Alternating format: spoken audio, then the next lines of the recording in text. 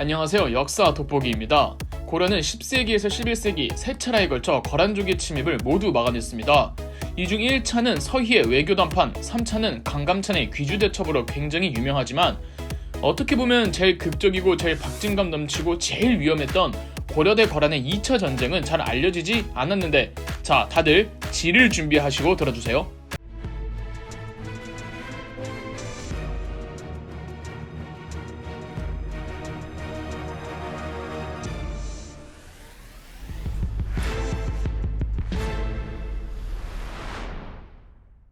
(993년) 서희가 성공적으로 외교를 성사시키고 고려는 여진족들을 토벌하며 강동 6주를 성공적으로 개척했습니다. 더불어 서희의 약속대로 한동안 고려는 송나라와 국교를 단절했습니다. 그러나 6대왕 성종이 죽고 새롭게 즉위한 7대왕 목종 때에는 몰래몰래 송나라와 연락을 취하고 있었고, 시간이 지나면 거란족의 요나라도 이 점을 눈치챕니다. 그래도 고려는 공식적으로 거란족과 송나라의 전쟁에 아무런 개입을 하지 않겠다고 약속을 한 상황이었고, 실제로 두 나라의 싸움에 굳이 관심 가지지도 않았습니다. 그 사이 거란족은 중국 내부 깊숙이 들어가서 1004년 송나라를 뒤엎어버리고 송나라에게 치욕을 주기도 했습니다. 송나라와의 우열 관계를 어느 정도 확실히 한 거란족의 요나라 입장에선 이제 눈을 만주와 한반도로 돌리는 건 당연하겠죠. 그리고 이맘때쯤이 거란족 황제가 막 의욕을 보일 무렵이었습니다. 무슨 소리냐면 이전까지 거란족 황제는 어린 나이에 즉위를 해가지고 어머니가 섭정을 하고 있었습니다. 고려 대 거란 1차 전쟁 때도 어머니의 입김이 강했고 강동 6주를 인정한 것도 거란족 황제의 자의적인 결정이 아니었다는 거죠. 그런데 이 어머니가 1009년에 사망하고 홀로 서기를 시작한 이 거란족 황제는 뭔가 보여줘야 한다는 패기로운 팽창 의욕에 활활 불타고 있었습니다. 유능한 군주이기도 했고요. 이러니 고려도 자기 앞에 깨갱하게 만들어야 한다고 생각했죠. 때마침 강동 6주 개척을 위해 고려가 여진족을 토벌하는 도중 고려인이 여진족 추장과 그 일행들을 달래주는 척 불러서 95명을 암살해버리는 사건이 일어나자 여진족들이 거란족의 요나라에게 복수를 부탁합니다. 당시 고려 내부 상황은 어땠냐? 아주 엉망진창이었습니다. 고려의 7대왕 목종은 사실상 허수아비 왕이었고 거의 모든 정치는 목종의 어머니 천추태후가 도맡아 했습니다. 문제는 천추태후의 내연남 김치향이었는데 한 나라에서 가장 높은 여인의 남자친구이니까 얼마나 권력이 컸겠습니까? 김치향은 비선 실세를 논할 때 빠지지 않고 등장하는 사람이며 심지어 천추태후 사이에서 아들까지 낳습니다. 김치향과 천추태후는 자기들 아들을 왕으로 추대하려는 움직임까지 보이자 목종은 지금의 평양인 서경에서 강력한 독재적 세력을 가지고 있던 서경 도순검사 강조더러 개경으로 내려와 본인을 호위하라는 밀령을 내립니다. 강조는 군대를 이끌고 개경으로 내려와 김치향 일파들을 제거한 뒤 김치향을 처형시켰습니다. 그렇다고 강조가 정의로운 사람만은 아니었습니다. 강조는 본인이 최고 권력자로 거듭나기 위해서 목종마저 폐위시키고 목종과 천추태후를 유배보내버립니다. 모든 사태의 원인은 천추태후이지만 강조는 나중에 혹시 모를 후환을 대비해 정작 천추태후는 살려두고 목종을 암살해버렸습니다. 천추태후는 그냥 유폐시키기만 하죠. 그리고 다음 고려의 8대 왕으로는 이전까지 천추태후와 김치향에게 언제 암살될지 몰라 숨죽여 살고 있던 목종의 사촌 동생을 즉위시키니 바로 현종입니다.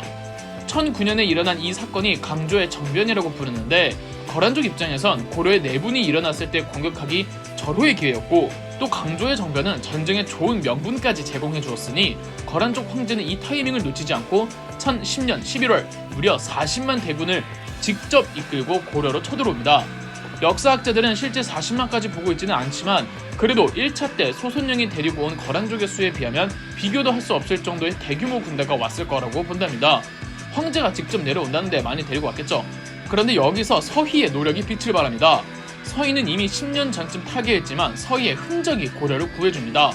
서희의 흔적이라 함은 강동 6주를 말하는 건데 서희가 강동 6주를 통해 국경이 거란족과 가까워진다는 위험함을 감수하면서까지 이 지역을 원한 건 고려 입장에선 방어선이 하나 더 늘어난 겁니다.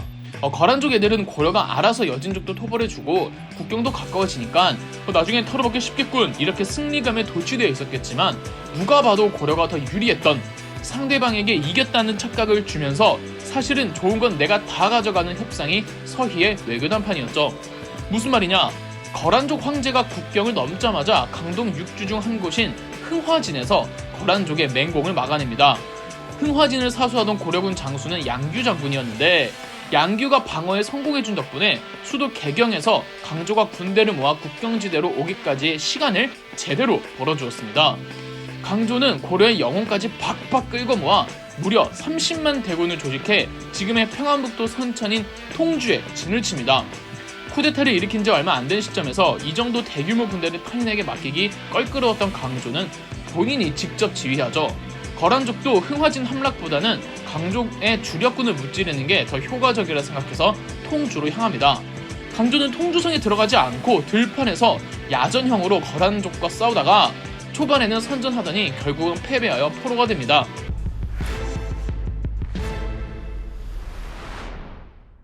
애당초 고려군의 주특기인 수성전을 버리고 적군의 주특기인 야전으로 싸우려고 했던 작전 자체가 잘못되었던 거죠. 거란의 황제는 강조의 항복을 회유했으나 강조는 모질고 혹독한 고문을 받으면서까지 항복을 거절했습니다. 반면 강조랑 같이 붙잡힌 강조의 부장은 바로 항복하자 화가 난 강조는 그 부하를 발로 가슴을 차고 침을 뱉었다죠. 여하튼 전쟁의 명분이자 고려군의 총지휘자였던 강조는 처형당합니다. 강조가 죽으면서 게임은 끝날 줄 알았는데 통주성 병사들이 단합해서 또 거란족의 공격을 버텨냅니다. 거란족의 황제는 통주성도 함락시키지도 않고 그냥 지나치기로 합니다. 남아한 거란군은 강동 6주 중 최남단에 있는 곽주성을 함락시키긴 하지만 흥화진과 통주선흥을 그냥 지나친다. 뭔가 벌써 불안하죠? 거란군은 결국 고려의 수도 개경으로 가는 최종 방어선인 평양, 즉 서경에 이르는데 서경 사람들은 이미 항복을 결심한 상황이었습니다. 그러나 개경에서 파견한 작전 장교와 동북면에서 군대를 이끌고 온 병력이 서경으로 들어와 항복 장교들을 제거한 뒤 거란군의 선봉대마저 매복으로 격파시킵니다. 그러곤 거란 주력군과 전면전을 치르려고 하는데 그 대규모 군대를 직접 보고 겁을 먹었는지 동북면 군은 도망을 가버리면서 서경은 풍전 등화의 상황이 됩니다. 다행히 서경 안에 있던 장수 강민첨이 서경의 혼란한 상황을 수습하고 서경을 살수했고 거란군의 공격을 막아냅니다. 거란의 황제는 또 서경을 그대로 둔 채 수도 개경으로 곧장 진격합니다. 고려 조정은 당장 항복하자고 했으나 강감찬 등의 주전파들은 상황이 마냥 불리한 것만은 아니며 현종이 잠깐 남쪽으로 피신 가서 시간만 벌면은 전쟁을 이길 수 있다고 주장했습니다. 현종은 수도 개경을 나와 지금의 전남 나주까지 피난을 갑니다.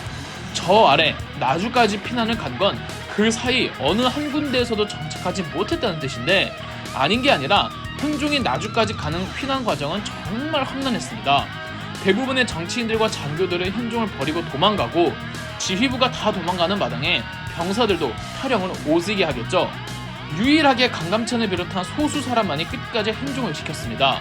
그리고 세기도 힘들 만큼 곳곳에서 산적과 도적대대를 만났고 고려사 기록에는 누군지 알 수 없는 적들의 공격까지 받았다고 나옵니다. 거란의 황제는 개경을 함락하긴 했으나 왕이 없네?